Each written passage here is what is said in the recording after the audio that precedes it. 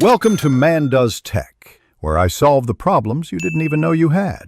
You must act now. Measure 1/2 cup rolled oats, 1 cup milk or water, 1 tablespoon cocoa powder, and a pinch of salt. Combine them in a medium pot-off heat so ingredients hydrate evenly. This prevents lumps. Once combined, set burner to medium and stir while you heat.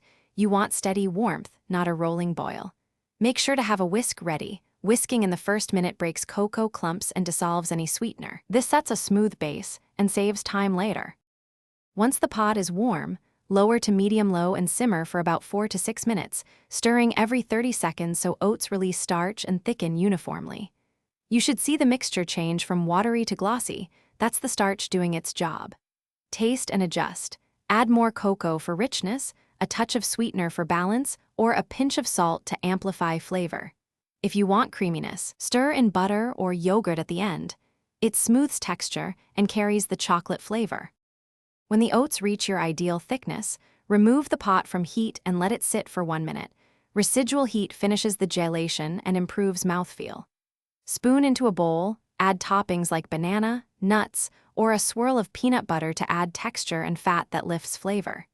If the porridge seems too thin, return to low heat and simmer 1 to 2 minutes if it is too thick. Stir in 1 to 3 tablespoons of liquid milk or water until the texture matches your preference.